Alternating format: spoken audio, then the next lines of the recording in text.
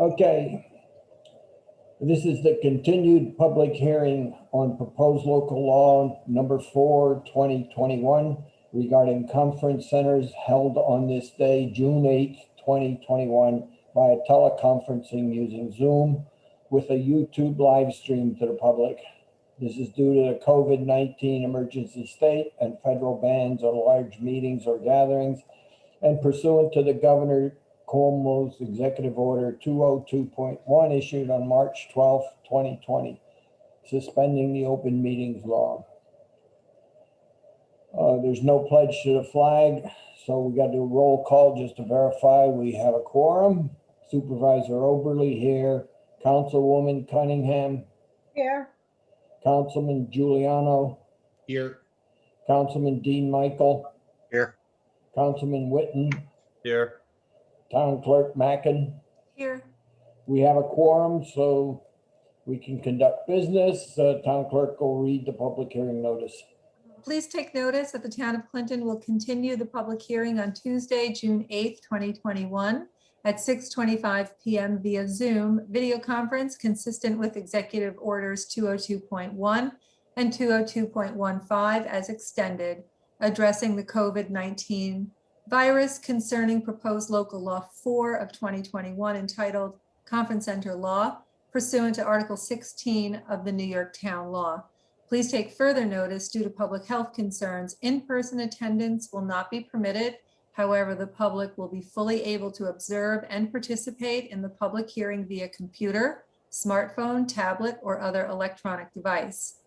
The public is invited to attend the public hearing held via Zoom and comment on the proposed local law by joining electronically or by telephone. The passcodes will be published on the town website the day before the meeting, townofclinton.com.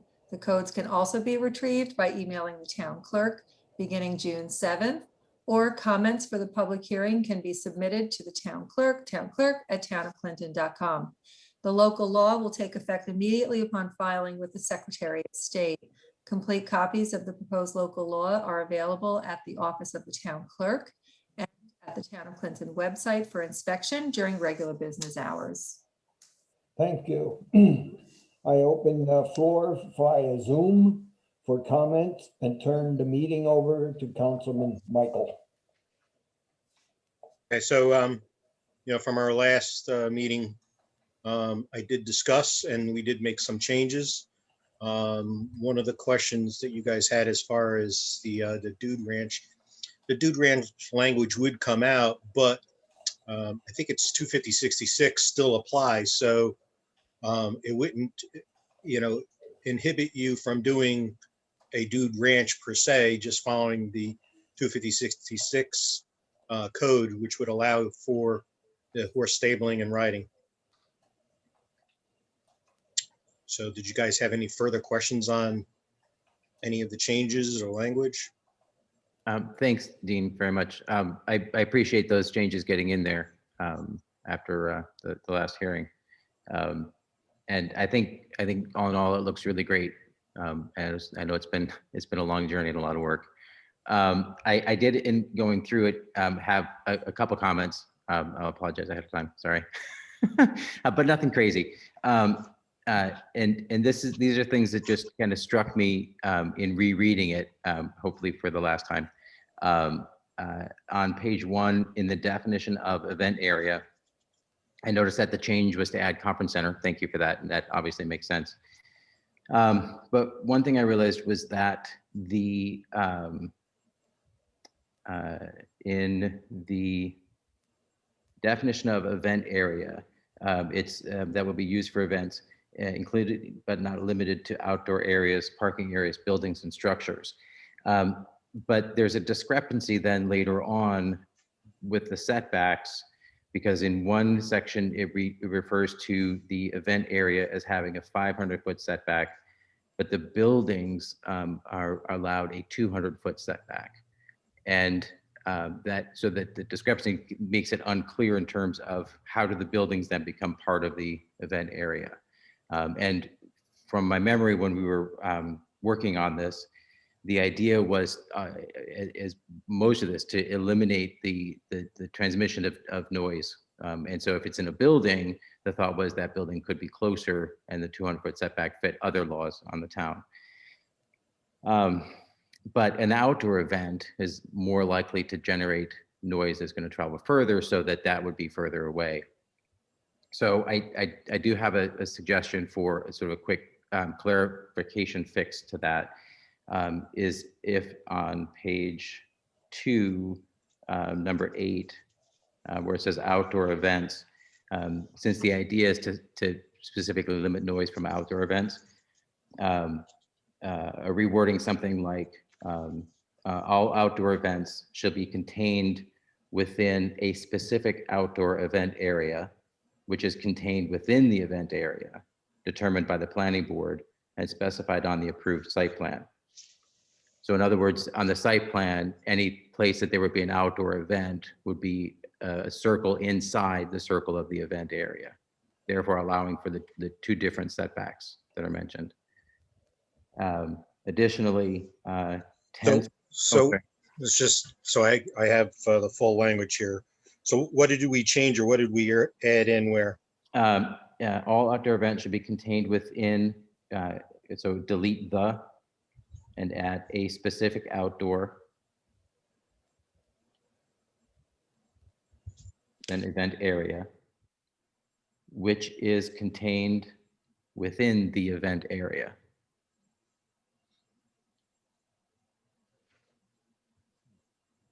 To be determined by the planning board.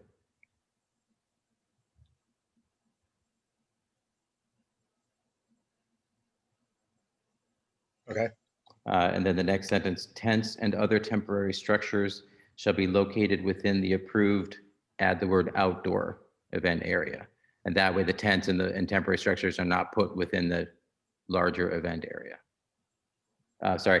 Within the approved outdoor event area specifically.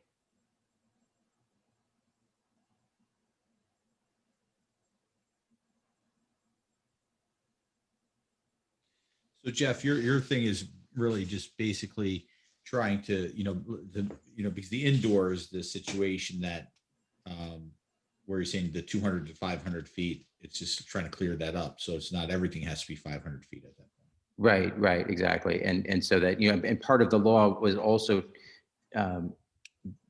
creating the opportunity for historic properties to find new purpose.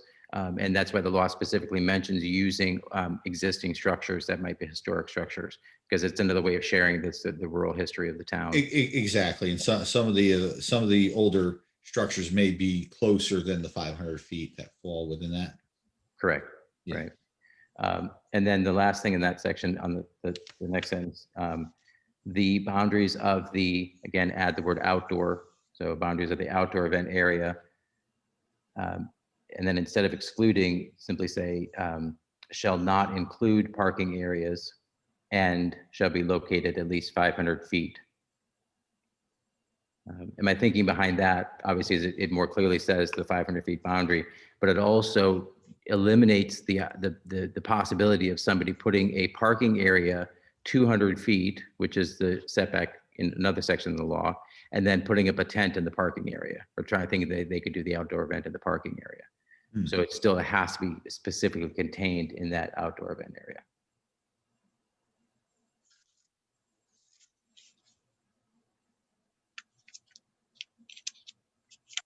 So shall not exclude the parking area. Shall not include. Shall not include. Right. Instead of the word excluding. Yeah. Parking areas and shall be located. So add the word and. But if the parking area is part of the event, where to go to the event, you have to have parking. Right. So this allows for the parking to be part of the larger event area, so that fits the definition, but prevents people from doing an outdoor event in the parking area. So just specifically for outdoor events, the parking lot is to be included. Parking only. Right. Yes, parking only. Yep. Okay. Right. Yeah. And then on page 4, number 12, This has been in there for a long time, and again, for whatever reason, it just struck me in reviewing it this time. For lodging facilities, it says lodging facilities at the conference center, if any, shall not contain kitchen facilities for cooking or dishwashing. And what I realized was, again, in the interest of being able to repurpose some of the historic structures, it wouldn't be uncommon for a property to have a farmhouse and want to be able to utilize that farmhouse as part of their temporary residence permit with the health department and as a lodging for the attendees of events at the conference center. And those buildings are obviously going to have, kitchen facilities. The intent of this, as I understood it, was to prevent a room from being used as an apartment. So somebody couldn't have their own access to a kitchen within their room. And so in interest of that, my suggestion would be to change the word facilities to rooms. So the heading would stay the same, it's still lodging facilities, but it would start out lodging rooms at the conference center, if any, shall not contain kitchen facilities. And that way it still allows for these historic buildings to be used.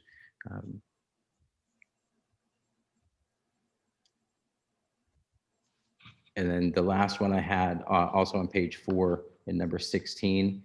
I think this just got missed as a change was made before about the annual renewal. Number 14 is a special use permit review. I would suggest in number 16, where it says an annual fee due at initial approval, and then upon each annual renewal, just change the word renewal to review.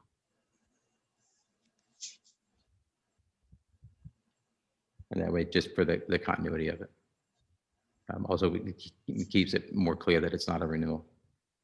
That was it. Okay. But thank you very much. I Sure. appreciate the time. Does any of the board members have any comments about any of those changes or concerns, or okay with it? I'm fine with I'm fine with that. It defines a little bit. The lodging makes sense as long as it's not within the rooms. I think the outdoor facility, yeah, I think I'm okay with that personally. I think they're meaningful changes. Thank you. Eric, did you have any extra questions or? No, I think it looks good. I appreciate you guys putting in the work, and I think that most of the stuff we were concerned about last time has been remedied. And thank you very much, everyone. Sure. I don't know, did Elliot have anything to put in or?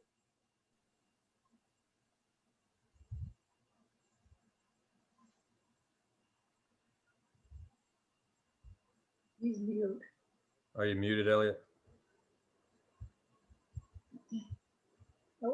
Okay, could you read that first one back to me? I'm sorry about the 800, the 500 feet, the 200 feet. I got a little mixed up when Jeff was reading that one. The outdoor events thing. So all outdoor events shall be contained within a specific outdoor event area, which is contained within the event area to be determined by the planning board and specified on the approved site plan. Did I get that right, Jeff? Yeah, thanks, Dean. Okay, and it went on, right? From there, there was more to it? Yeah, then the next sentence, tents and other temporary structures shall be located within the approved outdoor event area specified as specified. Yeah.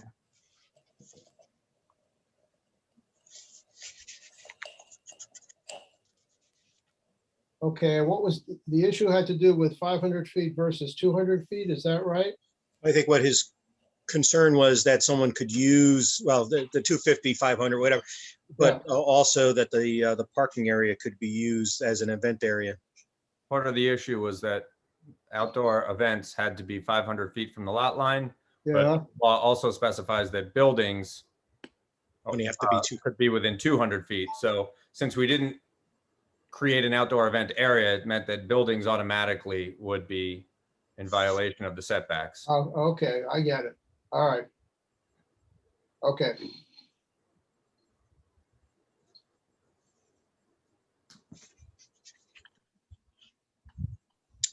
So any additional comments, Elliot? No, I mean, you guys have been at this for Too long.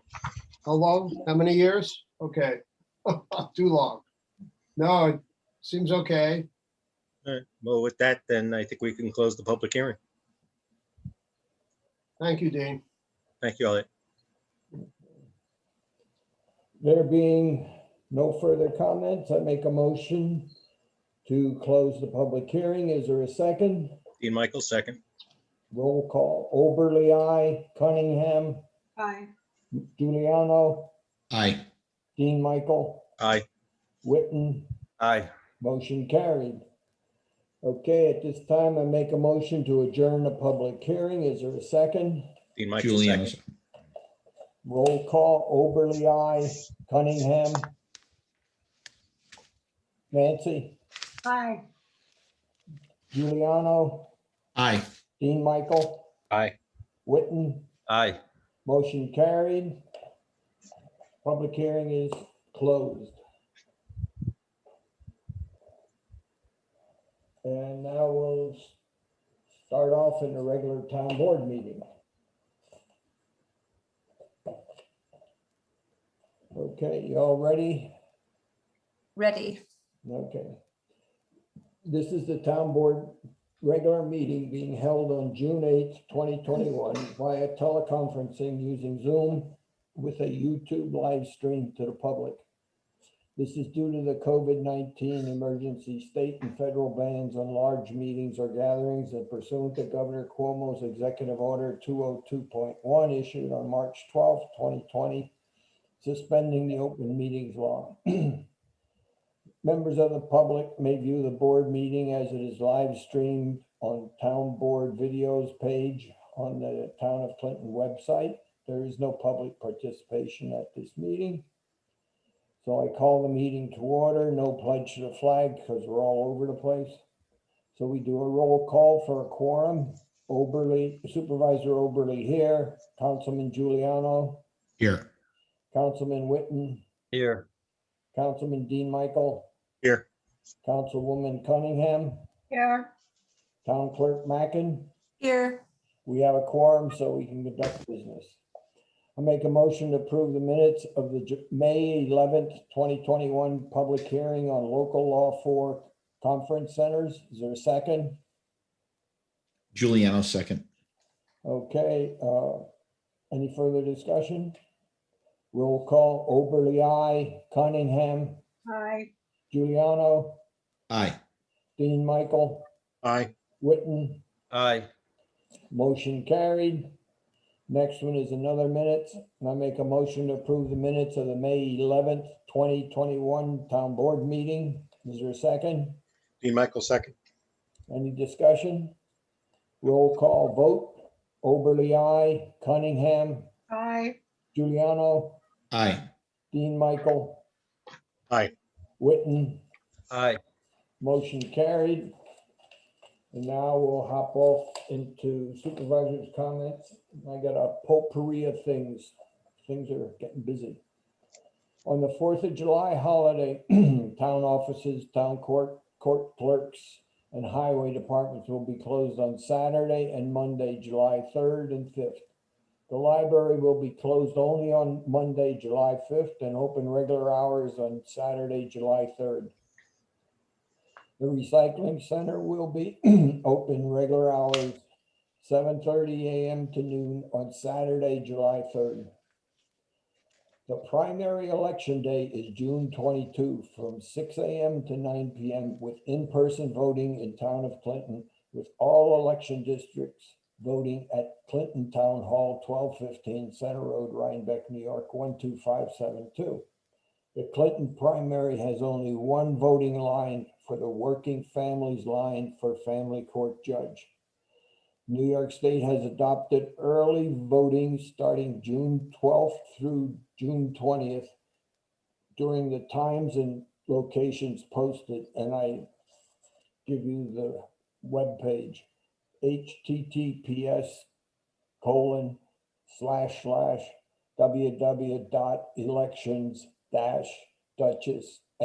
https://www.elections-duchessny.gov/. Update on the Fiddler's Bridge Road Bridge near the intersection of Lompong Roads by West Clinton Station 2 will be estimated closed to all traffic starting the first week of July until mid-October 2021.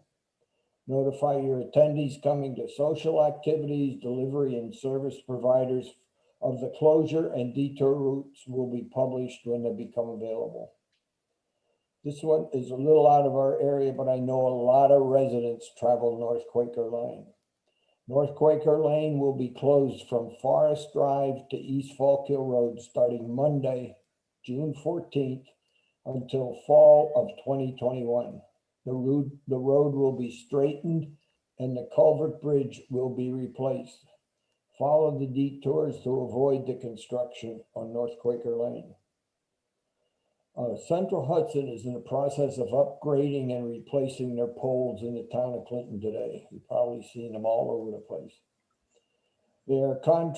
They use contractors in addition to their workers to speed up the work. Originally, we thought this may be a 5G installations, and that is incorrect. That was incorrect information.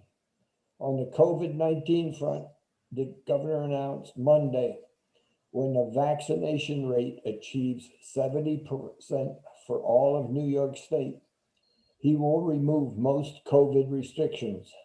Today, we're at 68.6% vaccination rate statewide. So the lifting of restrictions will probably occur in about 2 months. We can further discuss at our July 13th town board meeting. My guess is probably the August town board meeting and on will be open in person, but we got to see what he says. So that's all the information we have here. The next thing, gotta look and see where we are. Okay, we're going to go into approval, discuss and approve town-wide reval. Dean? So I have a teleconference with Marist College as far as interns next Wednesday. So I'll have more detail on that. And obviously, Teresa's been busy with the all the things going on with the grievance. Yes, thank you. But she did send me back a letter saying she did not get a cost for the RFP, but got a template from the New York State Department of Finance, which she did send me a copy. And the purpose of the RFP is to get the cost for the revaluation project from various vendors. And then she said that we can talk to New York State Department of Finance, ORPTS, and I forget what the acronym is, for help in the assembling of the RFP for our requirements. So I'm still working on it with Teresa, and hopefully we'll have a little bit more by next meeting as far as interns and everything else. Okay, thanks a lot. You're welcome. Moving ahead. The next one is you again, Conference Center, local law. So I think we are all in agreement. So I'll just read I make a motion, be it resolved that the town board approves the following resolution. Number 31 of 2021, adopting local law number 4 of 2021 entitled Conference Center Law, a copy of which is attached here too and made a part of the resolution. Be it further resolved that the town clerk is directed to enter this local law in the minutes of the meeting and give due notice to adoption of the local law to the Secretary of State. And I guess we would just add in as amended. Is there a second? A Giuliano second. Any further discussion?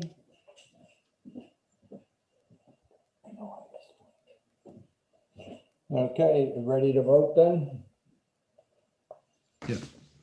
Okay, Oberly, aye. Cunningham, Aye. Giuliano, Aye. Dean Michael. Aye. Witten, Aye. Motion carried. I Nice work, Dean. inadvertently skipped over one. So we'll back up item number 3. This is a revision to the position statement for secretary to highway superintendent. The position statement approved in haste had some errors which were corrected in this revised secretary to the highway superintendent position statement. So I make a motion to approve the revised position statement for this position of secretary to the highway superintendent. Is there a second? Witten, second. Further discussion? Roll call, Oberly, aye. Cunningham, Aye. Giuliano, Aye. Dean. Aye. Witten, Aye. motion carried.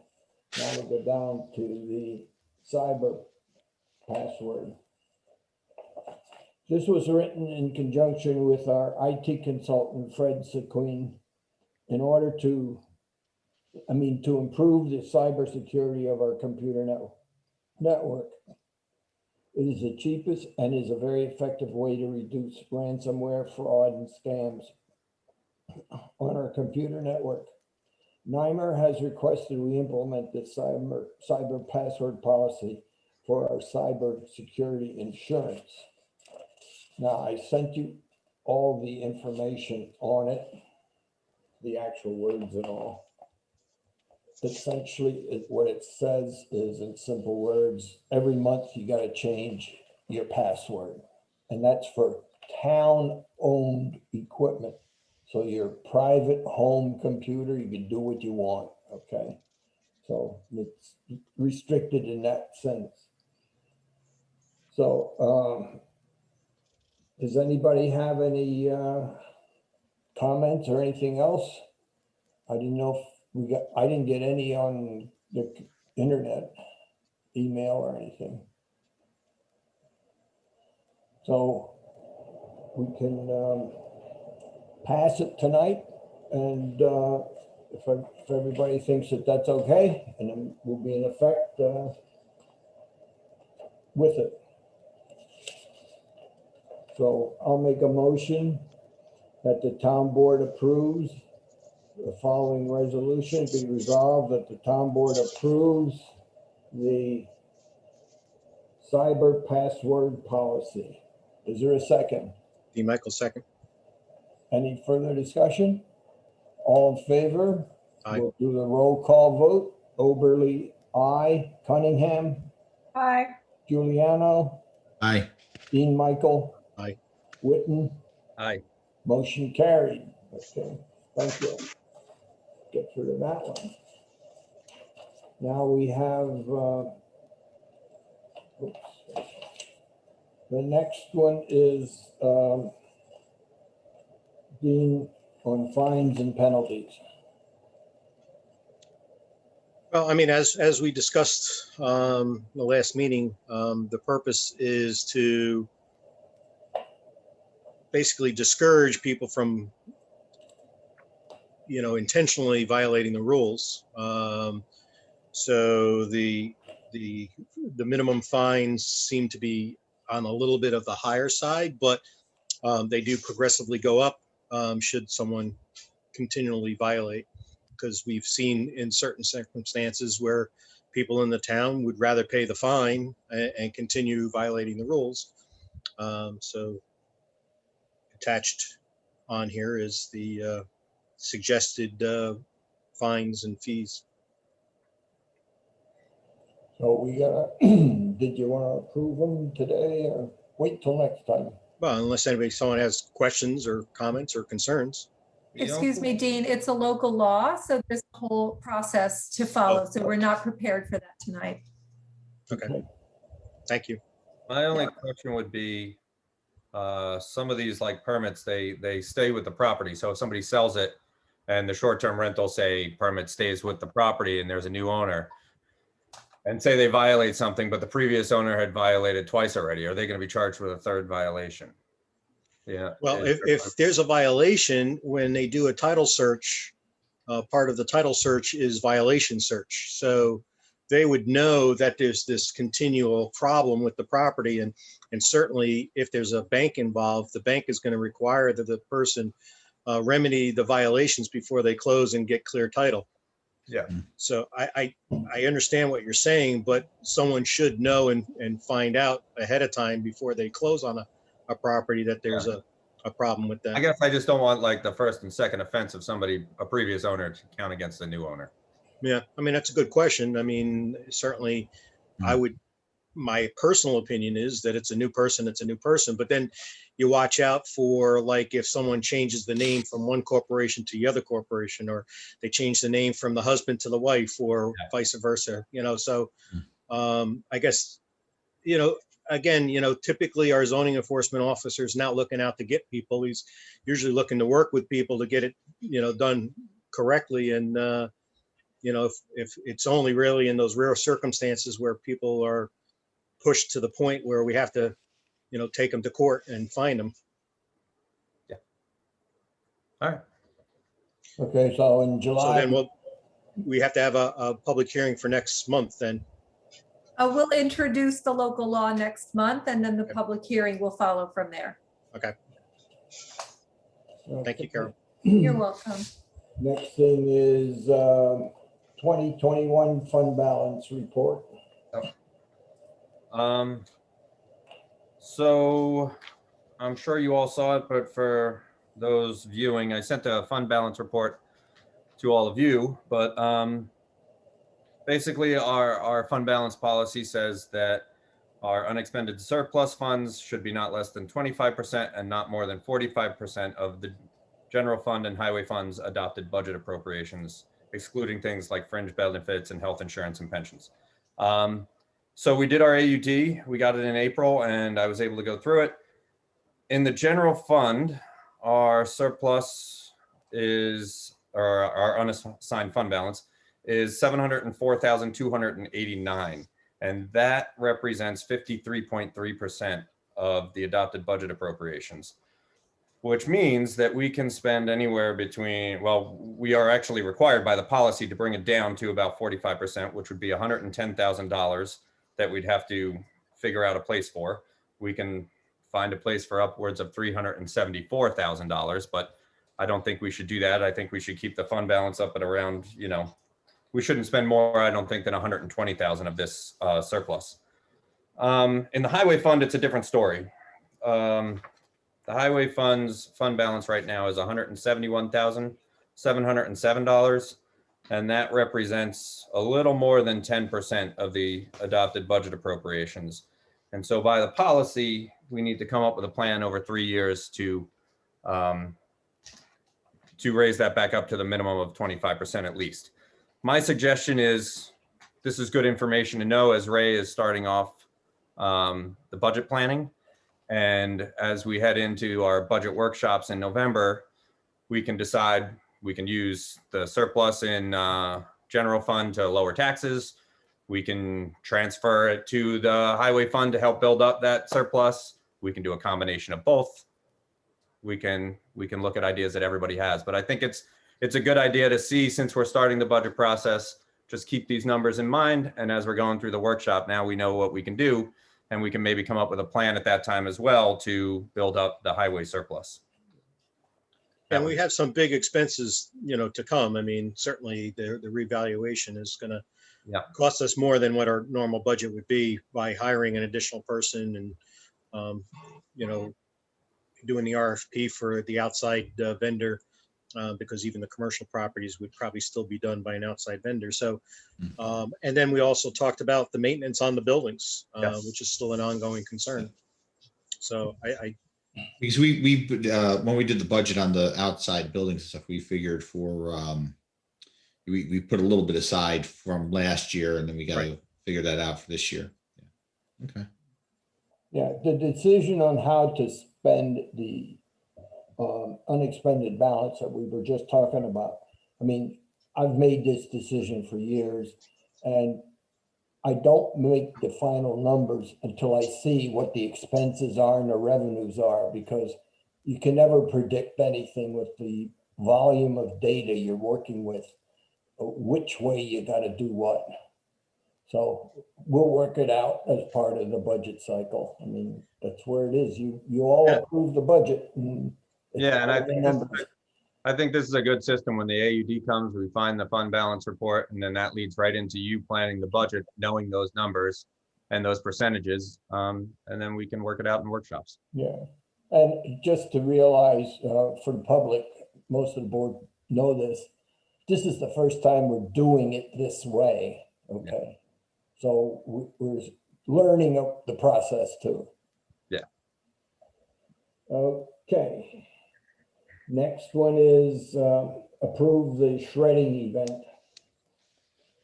The town clerk has started to review our old files with respect to the New York State records retention schedule. There are many records needing to be shredded since they exceed the required retention time, so it is most effective and recommended by New York State Archives to hire a commercial shredder. This is freeing up file cabinet and storage space, so it gets rid of old stuff, not permanent records that we need. Some stuff we gotta keep 50 years. But that's what this is all about. So this is to authorize it.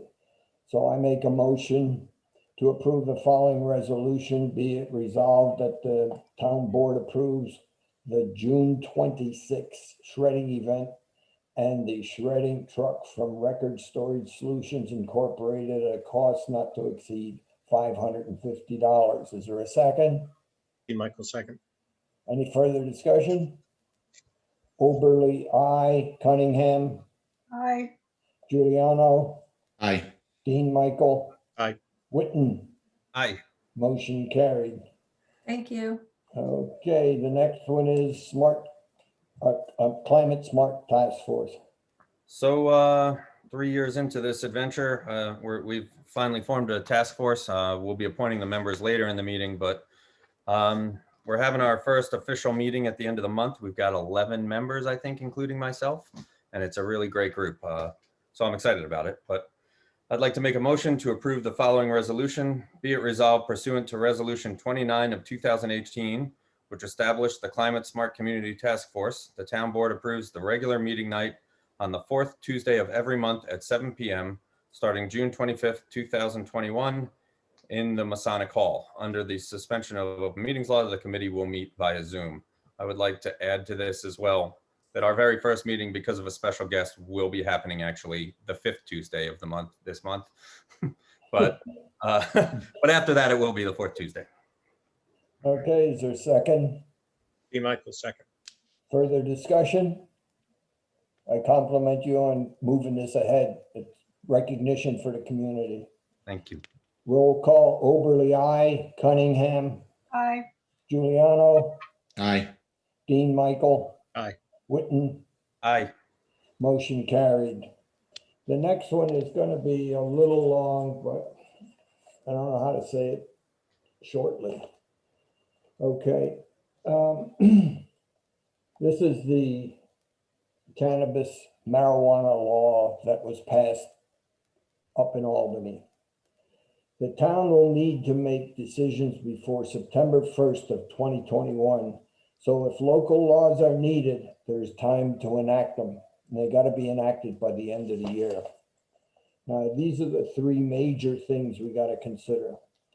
Do we want to allow the sale of cannabis products in our town after the regulations get developed by New York State?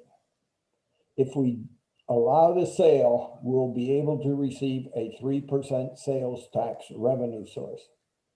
If we do not approve the sale in town, we will not get any of the sales tax revenue. That's from any place else.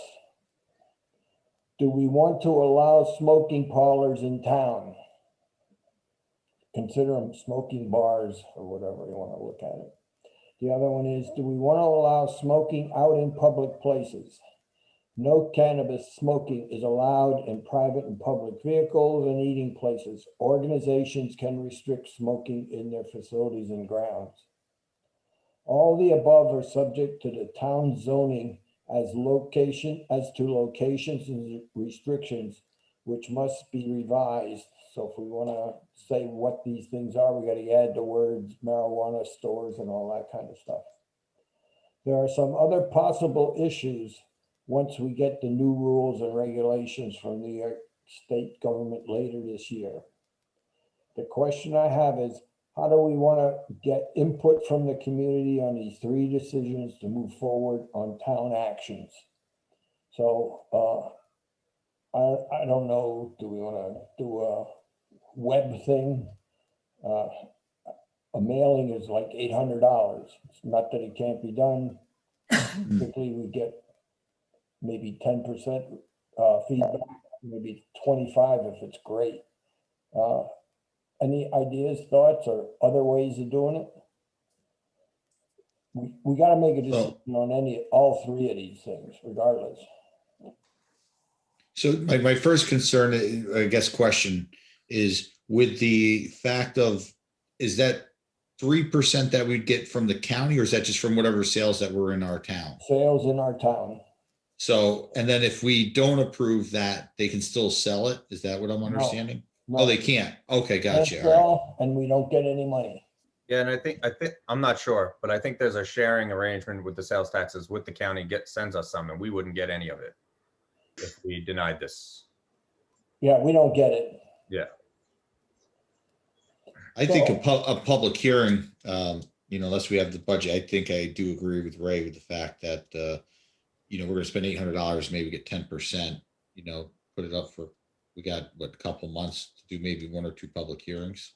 I mean, it can be very exotic. It could be just a very, as you suggested, a public hearing. And we can notify the people and just hold it before the next town board meeting, which is in July. So we still have time to make a decision in September. And the reason I say that, generally it takes 3 months to pass a local law. And some of these things are local law things. And I'm not talking just the zoning revision part, but some of the decisions, which way we want to go. So, we have time if we want to do it that way. So does that make sense then? We do a public hearing and do a PR on the webpage and MailChimp and Scroller, and I'll put it in the newspaper, that kind of stuff. Yeah, I mean, we'll do something. Look for input. Yeah. I could just see this as being the next ag event. Yeah. Yeah. I get concerned. I mean, I obviously want to always hear what the public has to say, but at the same time, I feel like we were elected to make these decisions. I understand. Yeah. It's one of these that's a little different than we typically deal with. Yeah. If it's a bridge closure, that's easy. Everybody says we got to have the bridge. This one Is anyone have any opinions on this either way yet, or not enough to? I'm sure we all have opinions. At other town board meetings, but groups where the supervisors meet and all, there's no clear definition across the county as to which way they're going. Some are going with sales, and some are going no sales. Yeah, I think it's a difficult situation because they haven't really given much guidance yet. Yeah. They haven't even set up all of the marijuana boards or whatever it's going to be that I know. decide these things. I mean, how does this? I'm sorry. I also heard that if we did decide, say, to not allow it, that there's something in the law that says people can have a petition to put it as a referendum this November instead of us making a decision. I don't know. That's a detail I just don't Yeah. know. I mean, this is very fluid. There's no state information that's really detailed. It's all realities. So this is about selling it, or does it also have the definitive of growing it and selling it? Is it like as an ag? Oh, there's other restrictions on growing and stuff like that, but that's not within our purview. That's state purview. Yeah, Gotcha. we need to approve allowing dispensaries Right. places to sell it, which honestly, I don't think the town of Clinton necessarily would Well, probably yeah. be a great place for a dispensary. And then I don't know what they're called, but basically a smoking bar. It's like a bar, but where you smoke weed. They don't allow both to happen. You can't drink at these places and you can't. Yeah, there's restrictions all around. But, we can set it up for July and let the public at least have the opportunity. And if nobody wants to get involved, we just make a decision. Did you, Ray, did you go to that? There was like a webinar from a law firm recently. I can send you guys the link. It's a YouTube video now. They put it on YouTube. And there's like an hour-long thing with all sorts of questions I can send. Yeah, I've been on several of them and they're all very superficial at this point. Yeah. Because they're all waiting for what Albany's gonna do. Exactly. Yeah. So I just tried to highlight the stuff that we need to start thinking and talking about it. Okay, so we want a public hearing before the next thing and we'll go full court press on advertising it. If we are. I'm then fine with that. Huh? I'm fine with the public hearing on that. Yeah. Okay, Carol, you ready for a public hearing notice then? Ready. Okay, I make a motion that the town board, let me get my thing here. That the town board approves the following resolution, be it resolved that the town board approves having a public hearing on cannabis on, what's the date? I think it's July 13th. Yeah, let me look. Was that the next meeting? Yes. Oh, then, okay. I can be at July that. 13th. I'm not so sure about that. July 13th at, should we do this at 6 o'clock? I think 6 o'clock to leave some time for people to comment would be a good. Right, right. Plus you also have the local law stuff for deans. Well, we're going to introduce that at the July meeting, so that will follow for public hearing in August. Okay, okay. So we have a half hour. Yep. I don't know. We'll just go for that. And if it Half hour. doesn't need it, well, we'll just wait. Okay, is there a second? Giuliano second. Okay, roll call. Oberly, aye. Cunningham, No. Giuliano, Aye. Dean, Aye. Witten, Aye. motion carried. Thank you. Move that one along. Okay, now, this is even more nebulous and more confusing. This is the ARP, as you've probably seen it. It's called the American Rescue Plan. This is one, I think this is the $1.9 trillion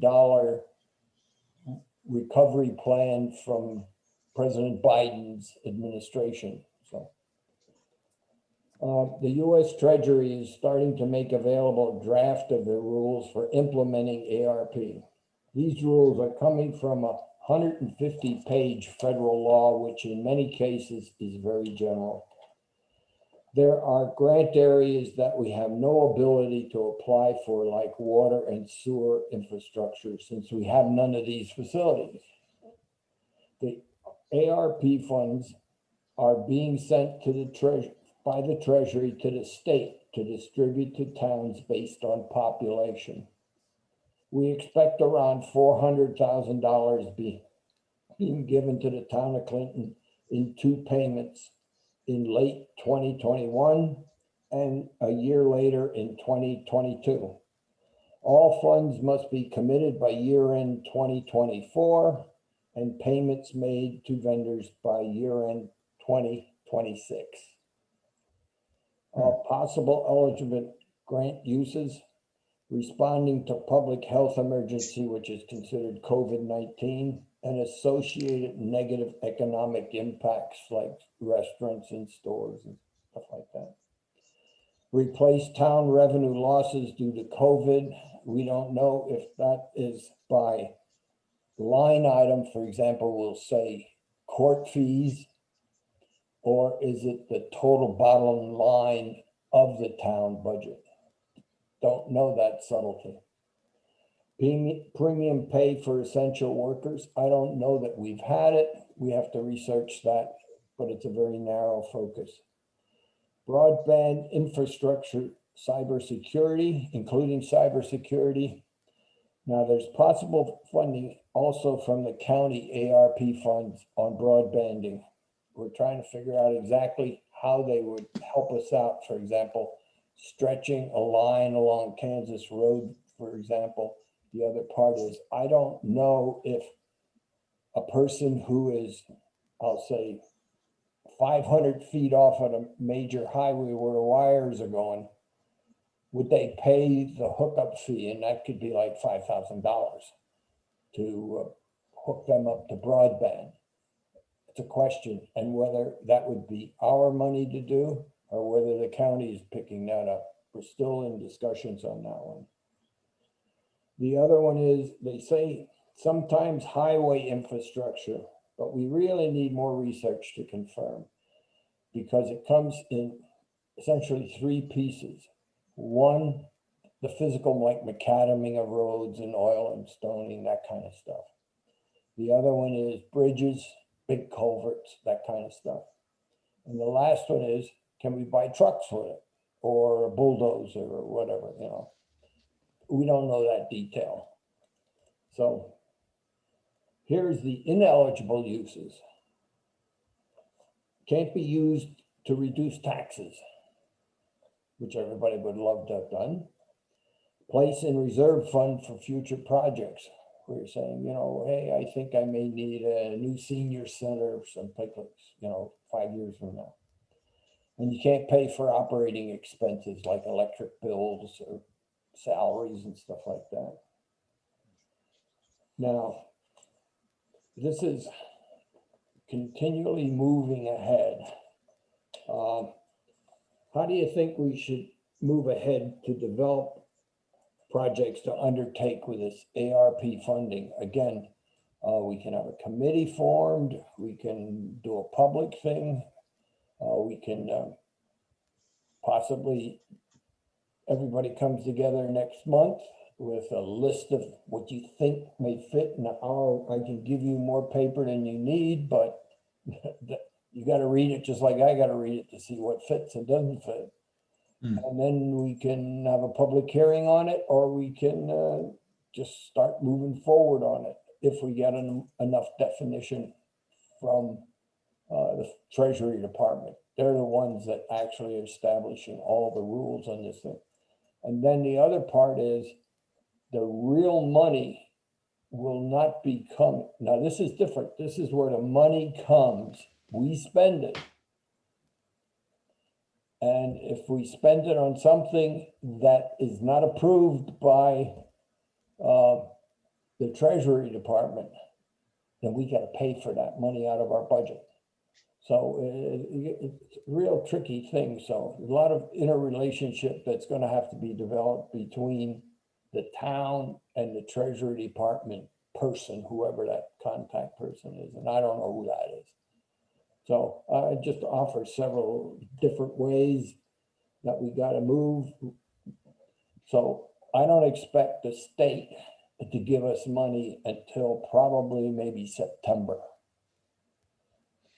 So maybe, I mean, can you email, is you have it all printed out, or can we get to see the email of all the requirements? Oh, And yeah, that we can- as I said, I got pounds of paper here I can send you. Okay, You know, just read it like I do, and, Yeah. you know, and I've been copying you on a lot of the presentations that I've received on this.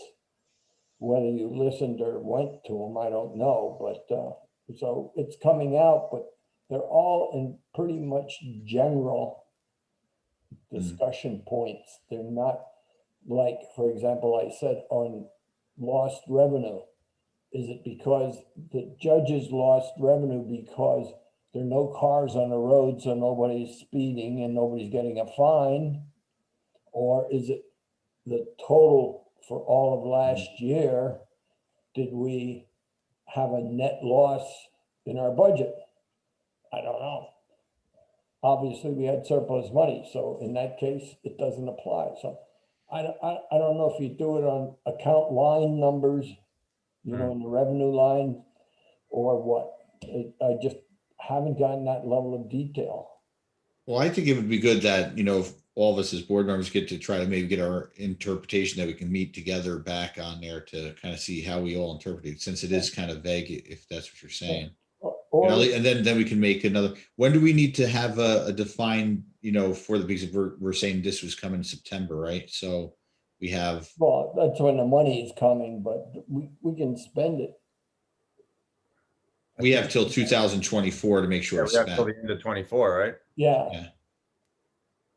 But you gotta, you know, we can have a workshop. We don't need a public hearing. Have a workshop, have the public. Yeah. talk. That's fine. I mean, you know, there's different ways of doing it. I just didn't want to arbitrarily say we're going to do it this way when you think, oh, might be better doing it some other way. That's all I'm asking for. What Yeah. direction do you want us to go? Well, the idea that Mike says there, public workshop with us, where we can sit there and go through it and all of us can read it and get our interpretations and try to put the best foot forward how to spend it. Yeah, and the thing I'm trying to do is move this along because come middle of September through election day, we're going to be busy with the budget. Mm-hmm. We'll have a meeting a week on the budget roughly. And, you know, don't want to get all those numbers messed up here too. And I don't know if we will fold this in to the budget, you know, as a line item or what. I just haven't thought about it and talked with the bookkeeping staff to figure out what's the best way to keep track of it. Because as you can see, it's a multi-year thing. So if you put it in the budget, I don't want it to be wiped off and put in a surplus funds and now you lose the money. Yeah. So it's gonna be creative bookkeeping to figure out how to do this. But we got to start thinking of what do we want and what's the county gonna do? Because the county wants to help support us too. So we just need to figure it out. You're So, you're gonna send us what you have, right? Oh yeah, I'll send you all this stuff. That's not a problem. Okay. But what do we want to do after we get it all? Do we want to set up a workshop now? In end of June? Well, like Chris said, I think we need to know a little bit more detail as to what we can and what we can't do. So you were unclear on a couple of things, but why don't you send that email out and then we can think about things that we think that should be Okay, put in. I'm just, you know, we're And all here.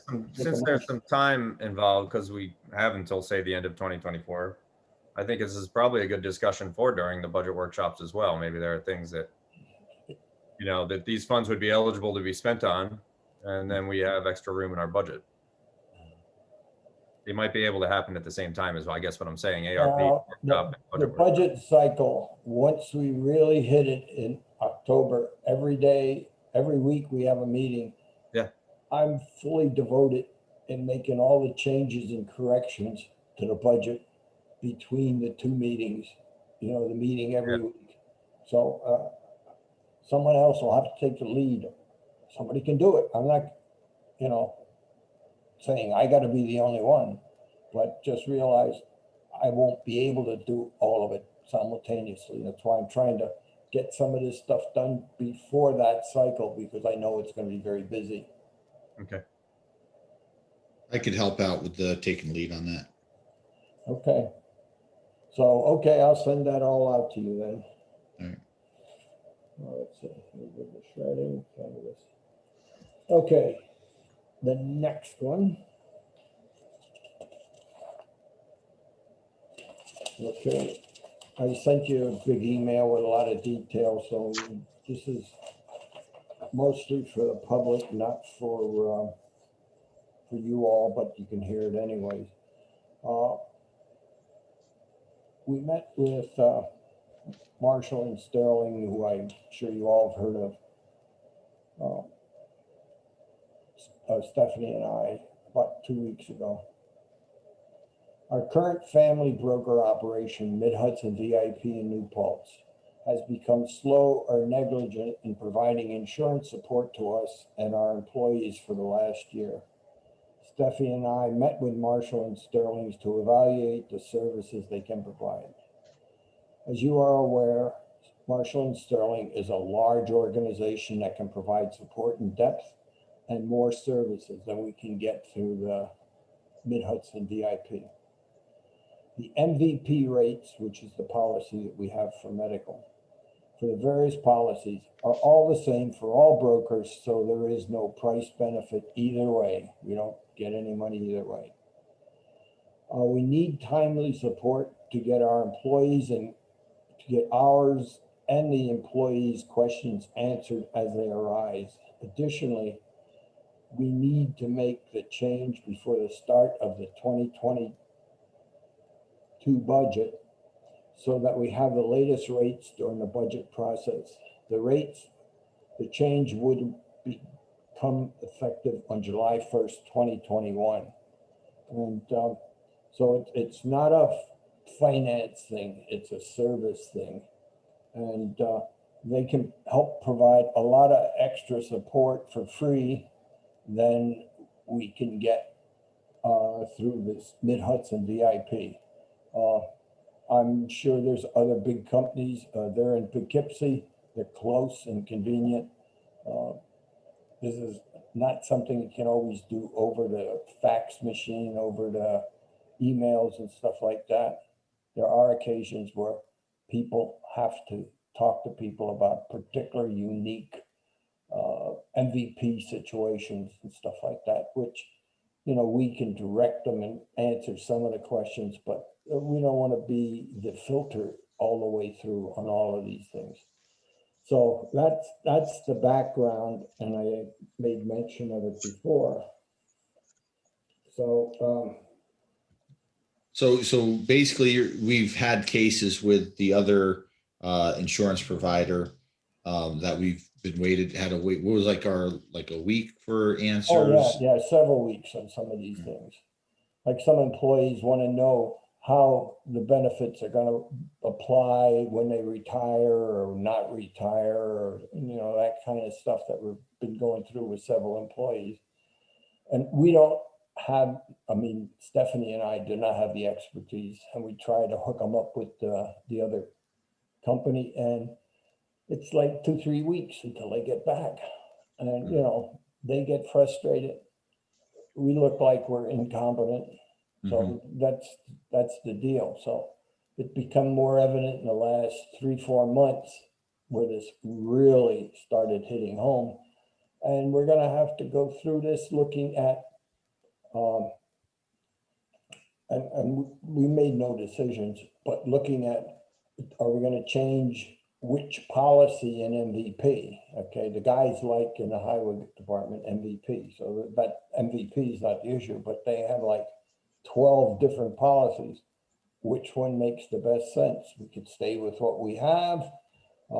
We can pick another one, and then we gotta, you know, go through that, because I need those numbers in the budget cycle to put in the budget numbers so we can see where they are.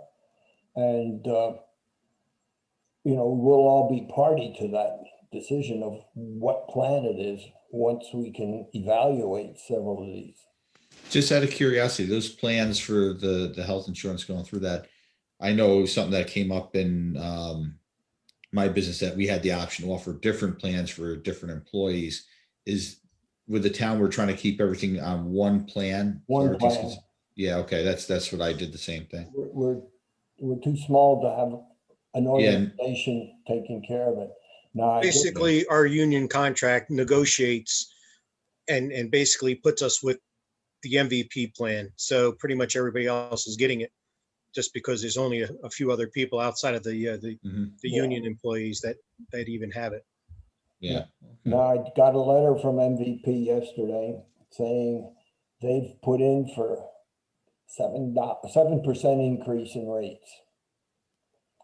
Now, who knows what the actual number is going to be? If I don't get anything better than that, I may put it in for 8% just for starter in the tentative budget. Come October, we may get better numbers, okay? But I got to put something in. That number goes, it's been as high as 15% that I've been given, and as low as 4%. So it's a gamble. You just never know. So that's the other reason why I'm trying to move these ahead, because we may find we'll change the policy, still MVP, and we got to now sell it with the highway people too. So we haven't done any of that analysis, and if somebody knows how to do that very easily, fine. I'll let you look it over and tell me what. But you know, I'm just trying to bring the issue so that we can move forward. So I don't have any objection to switching to Marshall and Sterling, and certainly I have personally had tried to deal with the company in New Paltz and have had a very poor experience over the last 6 years, especially when we're negotiating the union contract. But basically saying that Marshall and Sterling is going to provide a better service than anybody else, I don't think that's an accurate statement. There's a lot of other health insurance companies that specialize in health insurance that can provide equal amount of service. Mhm. Again, I don't really care that we go to Marshall and Sterling because I've had complaints with Marshall and Sterling too. I mean, so, but that particular company in New Paltz has not provided us with the service. So I Yeah. definitely think that we should be switching from them. So in either case, it doesn't really matter. But I do believe that there's other companies that we could have certainly, gone with. It is easier just to deal with one company, but that doesn't necessarily mean we're going to get the best service either. Yeah. As I say, we've been with the other company a long time, but it's really deteriorated in the last few years. And in the last few months, it's gotten bad. Yeah, it's basically a son that was taking over for someone else, and Yeah. it just, Yeah, the father owns the business. The son took over when Rose left, who was our rep that Yep. we dealt with, and she was very responsive. But when she left to go with her husband with a new job, the son took over, and he's not been responsible enough. no, I agree that we need to switch out of there. Yeah. Well, I mean, Dean, what do you suggest in possible interview, sit down and hear? Our price is not going to change from company Yeah, to company. that's So what I thought. again, it doesn't really matter to Not a me. money issue. I mean, Gray's got to deal with them more than anybody else. I only, dealt with them every 3 years when we have the union contract. Other than that, I don't typically deal with them. So if Gray feels comfortable in dealing with Marshall and Sterling, I mean, that's fine by me. It's just, I'm just saying that there's other companies that can provide the same service. And I do know we have some of our liability policies with them. So it may be just as easy to use one company, but that doesn't necessarily mean that you're getting the best service. So any further discussion? Okay, I'll make a motion and we'll see what happens. I make a motion to approve the following resolution. Be resolved that the town board approve Marshall and Sterling as a medical insurance broker effective July 1st, 2021. Is there a second? Michael, second. Any further discussion? I mean, what's the worst that can basically happen? We make a change, we try out some, I guess. Yeah. I mean, unless we're trying to pick out. Well, MVP is still going to be MVP, and the price is still going to be the price. It's just Yeah, who's going to be our contact. That's all. yeah. Well, if you're saying at that point you had an issue with the other one, I guess it can't get any worse Yeah. than where we're at. Okay, roll call. Oberly, aye. Cunningham, Aye. Giuliano, Aye. Dean, Aye. Witten. Aye. Motion carried. Thank you. Next one now is Rec Park. So Corey Gallinger grew up in the town of Clinton. He was a talented basketball player, tennis player, a very talented musician that at a young age produced and recorded his own EP that he released. And unfortunately, this past March, Corey passed away suddenly. And Carol and I had the pleasure of meeting with Corey's mother and his friends this past Saturday at the Clinton Rec Park. They are at the Franmark Park, sorry. And they are looking to hold a basketball tournament on August 1st to help raise funds for a scholarship fund for Corey. And they would like to also, and I agree, rename the basketball court in Corey's honor. He spent a lot of time there with his friends.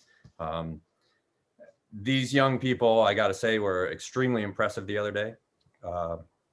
I'm kind of proud to know that they live in our town and that they care so much about our town. And I was impressed. So I'd like to make a motion to approve the following resolution. Be it resolved that the town board approve naming the basketball court Corey Gallinger Memorial Basketball Court at Fran Mark Rec Park in honor of a Clinton resident who recently passed away. And further, to approve a basketball tournament fundraiser co-sponsored by the rec department to support a scholarship in his name on August 1st, 2021. Any second? Giuliano second. Further discussion? Yeah, I Yeah. thought they were coming to us to build something or do something. I thought that's what originally the intent was. Well, they were interested in renaming the basketball court. There is also an idea that was floated about putting up a gazebo in his name, but that's going to require much more planning and more than just the town board making a motion. So we are assisting in the hopefully renaming the basketball court. And since it's, you know, a small group of young people doing this, we thought if we could co-sponsor it, then the liability insurance for the basketball tournament wouldn't have to go out and purchase their own liability insurance. We could just help with that and help with some of the planning. We're trying And Dan can help with the whole basketball planning and too, so he would be active as well. we're trying Yeah, to I'm just more, I don't know, kind of concerned about the precedent that we have by naming something. We don't even have a name on it, so it's not even named, you know, initially. But to say that one person should have something named in your honor, I know that we, you know, we have in particular, you know, next to the town hall The is gazebo. a gazebo, but the gazebo itself was donated, and that's why it's named in Betty's honor. And you know, the funds to build the court were given by Betty Davis in honor of her, you know, her husband. Here we're naming something that really was spent with town money, and we're now asking to rename it. I don't know. I just kind of feel funny about the precedents that we're making. We've also named Fran Mark Park after Francis Mark, who was on the town board and all that stuff too. So, I mean, we've named other things. But that was donated. I mean, that there were monetary donations that went with that, correct? Fran Mark Park? No, The land and so on? no, she had nothing to do with land. No, No. Okay. Well, let me ask, and sorry. the other thing, the only expense that I could see with renaming the court would be putting up a sign. And I'm not even talking about the expense. I'm just talking about the precedents that, you know, here we're naming it after someone who's just happened to be a town resident, didn't do anything particularly for the town itself. I don't know. I just would like to chime in here, please, and I'm just gonna try to hold it together. When we put that court up, it was a magnet for the children in our community, and there are very few things that really bind our community. There's the library, there's the rec park. And when that basketball court came in, we have a group of about 20 or 25 Clinton young people who we as parents knew were safe. They were together, they've been lifelong friends. It's a healthy outlet, and that has been the gem that has attracted these young people to healthy lifestyles, active lifestyles, really supporting each other. And I, as a parent who has a child who's part of that group, know that that basketball court really has been the thing that has bound those kids together through Haviland High School and college. And so for someone who knows the kids and know how they use it, it's really appropriate to name it for one of their kids, one of their friends who's now missing from that group. So as they continue to join together there and grieve their friend, have fun, have their own tournaments, he's present with them in name only, but he's present. So as a parent of somebody in this community, I'm going to ask that the town board support it. very important to the kids in our community who really aren't bound together in many other ways. They all go to different schools. This is where they meet. This is where they're healthy and active, literally till 10 o'clock at night. So I'm asking you to support this for Corey and his family. And I apologize for losing it. Thank you, Carol. So, I have to say, so I drive by at night and I gotta say, the kids are always out there. I mean, it definitely brings a lot of the kids and, seeing, I don't know how many of them are all using it from our town. But it is nice to see that it does get used on that and see a group of kids. I don't know if it's always the same group of kids. Well, I honestly considered myself very lucky the other day to meet some of these young people that played with Corey there, and to see how much it means to them. And I don't think it's that much to ask. I have a question. Are you working with Dan on this, with the co-sponsor thing? Because I have not Yeah. been involved in this. Well, And I no, just we've wanna- only, so far, we've only asked Dan to make sure that we blocked off the basketball court for that date in the pavilion so that they have access to the park. Okay, And we're going to talk about parking or whatever this, when we know exactly how many people. Obviously, Dan would be involved if some gazebo or anything is put up later on and things like that. Right. But most of the co-sponsoring is essentially for the insurance aspect of it, to help these young people do this. because a church, I think this is under the circumstances. I understand what Dean's saying, and that was my first reaction, but quite frankly, under the circumstances, I think this just says a good thing, okay? But a tournament coordination is a lot of work, and I just want to make sure that Dan is involved in that. Yeah, but the young people and there are adults with those young people who are planning this event. Just like if anybody was planning a family reunion at the pavilion, they do it on their own without, assistance. Okay, And just one question, Mike. So when they're, as we're co-sponsoring it, because basically for liability, it's not going to affect our, insurance more with anything else or costs with us, just so everyone understands that. Yeah, It's no. the same way that we would co-sponsor the bonfire that the Clinton Sure. Association ran, and Rec co-sponsored it. It's really just in name. Yeah, and it's very similar, as I see it, as all the Eagle Scout projects that we had, the gazebo down there, the signs being painted, different projects all over the town in our governmental lands. So, I support it. It's no question. I don't see this as a financial matter on our part at all. I support it also. I just a little worried about the logistics, so you need to get Dan involved, now, okay? Okay. Okay. I'll support it. I do understand Dean's, where Dean's coming from as far as that goes. I think, with also understand where Carol's coming from, because we don't have a lot of areas where a lot of gathering. I think that's what I had a lot of people when I went around, a while ago, meeting a lot of our residents, and he always says we wish there was more of a gathering place or something. So I guess if the kids have something in it, and it's a good thing. Yeah, no, it's not that I don't want you to think I'm poo-pooing it. I'm just saying that, I just kind of feel like it's kind of setting a wrong precedence. But, look, our kids don't really have much to do in our town. Yeah. Not that even our adults have much to do in our town. And so I do support, the tournament and everything else. And I'll support the naming it as well. I just brought it up as far as something that I just think that we should always think about as far as anything that we do, we always set precedents. And so that's why I brought it up. And I have no problem admitting that when I first read the email, I had kind of the same reaction you did, Dean.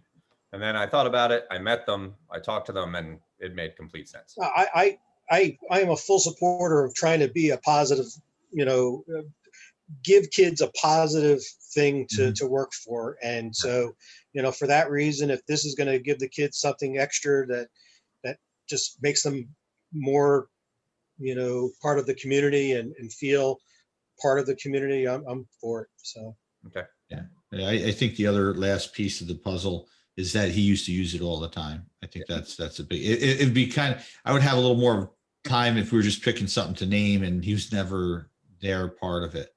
I think it makes it a little easier. And I understand, Dean, setting precedent, but I think this would be a good thing, maybe bring the community together. And I think, sometimes we need that. I expect to Thank see you, you all on Chris. August 1st. Okay. I can't play basketball though, so. No. Make the motion. I thought I did. Oh, you did? Yeah. Okay. Yeah, we did within a Yeah, second. we did. Okay, I just want. I second. Yeah, I And second. Giuliano second. Okay, roll call, Oberly, I, Cunningham, Aye. Giuliano, Aye. Dean, Aye. Witten, Aye. motion Thank you. carried. Now we're off the truck. So the truck is, I'm not gonna make a motion tonight. We don't have, we sold some things at auction. We sold a bunch of equipment at auction.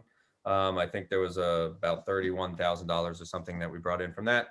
And then there's some funds left over in our sand budget line for the highway, and Todd is interested in purchasing a Ford F-350 with that money, but we don't have the proper budget codes for the motion tonight of where the money's going to come from, and I don't think the proceeds from the auction were transferred to the proper places. I think Todd needs to have a meeting with Ray to discuss those.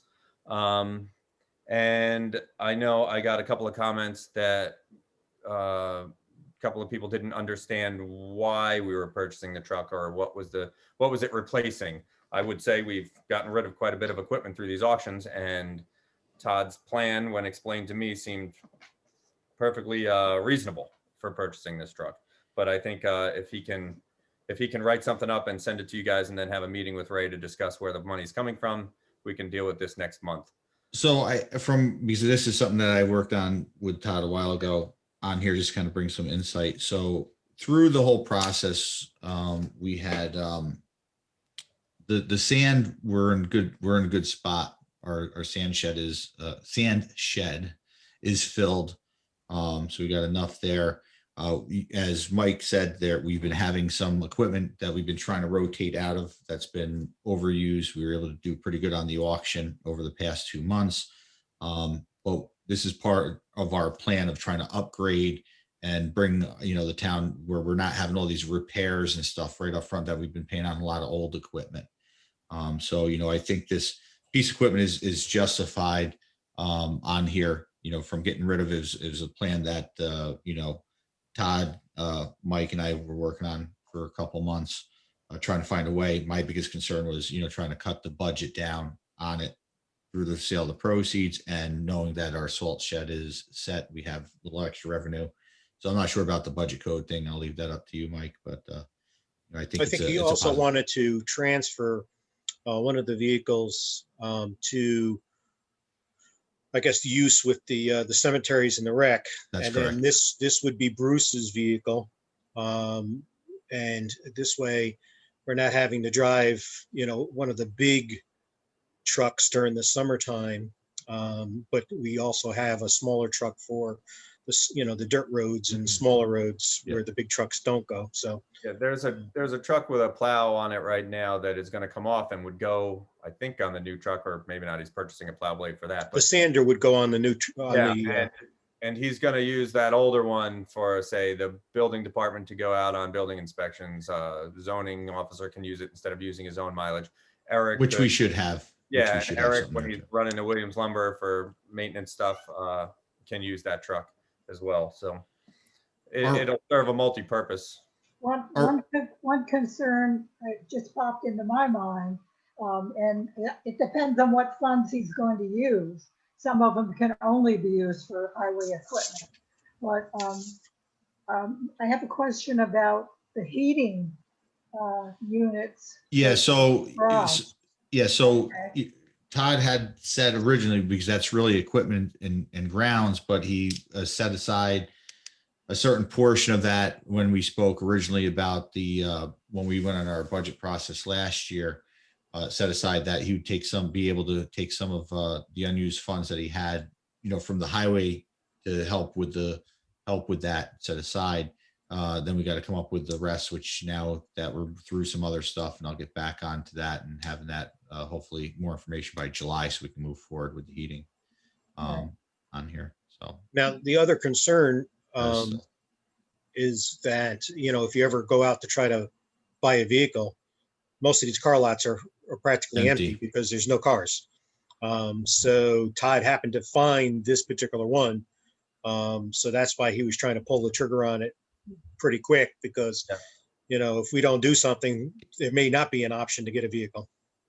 Are we able to approve it with code verification after? I mean, what's the legality out of this here? Because I do know that's an issue. Right now we can't get it, there's very limited on vehicles out there. And then the prices are probably going to start changing too, even, with state bids and stuff as inventory becomes a problem. The biggest concern I had when this whole thing started was I got an email which said, I'm buying this truck for 57,000 or whatever it is, and it's such and such and all specs. There was no definition of why we were buying it at all, okay? Then this morning I get a listing saying, well, here's where all the funds could be found. I've been doing this town board meeting stuff today, all day, just trying to be ready tonight. So I didn't verify that those numbers are right or legitimate. They add up to be the right numbers. And I'm sure we could probably play games, get better accounting codes on that. Not find money, but just better accounting codes. So I think now that we've gotten more information as to why he wanted the truck, I think that's important to know because we did not know, and we just don't buy trucks with just because Sure. someone says I need a truck. Yeah. So then Chris's question remains, can we approve this tonight without a budget code? Yeah. Yeah, Yeah, you can. you can. Well, then, I make a motion to approve the following resolution. Be it resolved that the town board approve the purchase of a 2021 Ford F-350 STX RC Turbo Diesel 4x4 equipped with 9-foot 6-inch Fisher XV2 MS plow off of state bid from Romeo Ford at a cost not to exceed $57,986.60. Is there a second? Giuliano second. Further discussion? Okay, then we'll do roll call. Overly, aye. Cunningham, Aye. Giuliano, Aye. Dean. Aye. Witten, Aye. motion carried.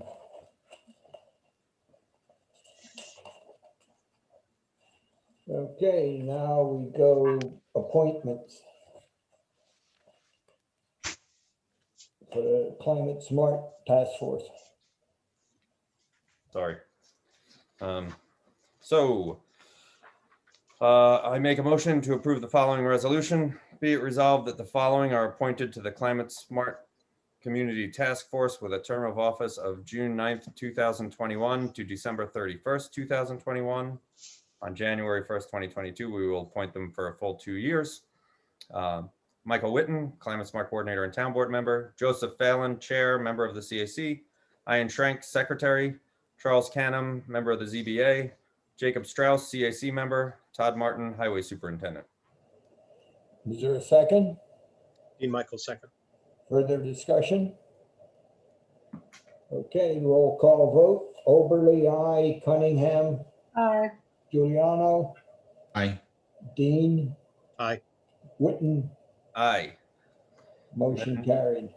And then because of staggered terms, I make a motion to approve the following. Be it resolved that the following are appointed to the Climate Smart Community Task Force with a term of office of June 9th, 2021 to December 31st, 2022, full 2-year terms. Gene McAvoy, CAC Member. Richard Marshall, Paul Rude, Leslie Power, and Melissa Karchner. Is there a second? Giuliano second. Okay, any further discussion? Carol, Paul's last name is R-U-U-D. Okay, sorry about that. That's okay. Gotcha. Okay, roll call, Oberly, aye. Cunningham, Aye. Giuliano, Aye. Dean Michael, Aye. Witten, Aye. motion carried. Okay, now we got another one here. Nancy, it's a rec appointment. Yes, I wasn't aware I was making these, but that's fine. Again, to staff the rec department for the summer programs. I'd like to make a motion to, that the town board approve Rosemary Hogan, Christopher O'Brien as lifeguards at the rate of $12.97 per hour from June 9th, 2021 to November 1st, 2021. Is there a second? Giuliano second. Okay. Further discussion? Roll call, Overly, aye. Cunningham, Aye. Giuliano, Aye. Dean. Aye. Witten, Aye. motion carried. The next one is a little different. We normally don't have too much time to do these kind of things. We needed a consultant for radio frequency and cell tower stuff. We're in the midst of a planning board approval for a cell tower thing. And if we don't get a decision made by the planning board within 90 days, it's actually started a while, it automatically gets approved. Now, this guy is, I sent you all the information so you know his background and all. And he's been highly recommended by Unionville, supervisor down in Unionville, who I've used him on many occasions. And according to Arlene, she looked at and talked with him. He's a good guy. So I make a motion that the town board approves the following resolution. Be it resolved that the town board approves the appointment of Ronald Grief as radio frequency cell tower consultant at $2.50 an hour, effective June 3rd, 2021. Is there a second? Dean Michael second. Any So discussion? this is not for a new cell tower. This is for an upgrade to the existing Verizon cell tower on German Road. Yeah. But So my only question is the rate of 250 per hour. How many hours are we looking at? It doesn't cost us potentially. anything. It goes, they have to pay for it. Oh, they got to pay. Okay, I'm Yeah, fine then. but Okay, we're it's good. an applicant cost. But Fine we with still that. have to approve him to be Sure. in the service. We just Sure. approved their fee. Yeah. And the Okay. same thing with the planning board and the budget, Yeah. Whoever we hire for the planner and the zoning, for the engineer, it's the consumer that pays for that. We don't pay for it. Okay, roll call, Oberly, aye. Cunningham, Aye. Giuliano, Aye. Dean. Aye. Witten, Aye. motion carried. Okay, rec assistant there, Nancy.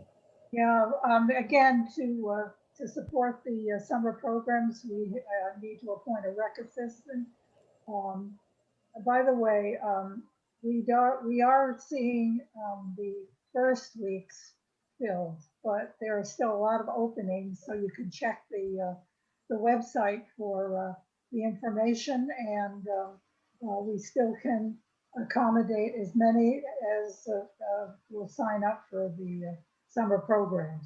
But the rec assistant is essential, so I'd like to ask make a motion that the board appoint Taylor Harkenrider as rec assistant, which is really a camp coordinator, for 4 weeks for the Camp Plus orientation program, effective June 9th, 2021 at the rate of $11.55 an hour. Is there a second? Dean Michael second. Any further discussion? Roll call, Oberly, aye. Cunningham, Aye. Giuliano, Aye. Dean. Aye. Witten, Aye. motion carried. Now we're at warrants. Make a motion be resolved, the town board approves the June 8th, 2021 general fund warrant vouchers number 236 through 282 totaling $104,818.59. And the June 8th, 2021 highway fund warrant vouchers number 112 through 130 totaling $75,015.76. Is there a second? Giuliano second. Okay, any further discussion? Roll call, Overly, aye. Giuliano, Aye. Witten, Aye. Dean. Aye. Nancy, Aye. motion carried. Motion to move funds. I make a motion to approve the following resolution. Be it resolved that the town board approves resolution number 32 of 2021. A resolution to move funds at the June 8th, 2021 meeting. Is there a second? D. Michael second. Okay, roll call, Oberly, aye. Giuliano, Aye. Witten, Aye. Dean Michael, Aye. Nancy Cunningham, Aye. motion carried. Supervisors report, I make a motion to approve the following resolution. Be it resolved that the town board approves the final supervisors report for May 2021. Is there a second? D. Michael second. Any discussion? Roll call, Oberly, aye. Giuliano, aye. Aye. I mean, Giuliano. I'll take that as an aye. There you go. Okay, Witten, Aye. Dean. Aye. Cunningham, Aye.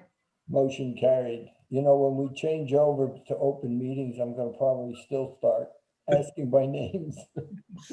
Any other business before the board at this time? No, I would like to mention one thing that we are, Dan Harkenreiter is working with an Eagle Scout to possibly do some upgrade work on a sign that would be permanently located at Friends Park.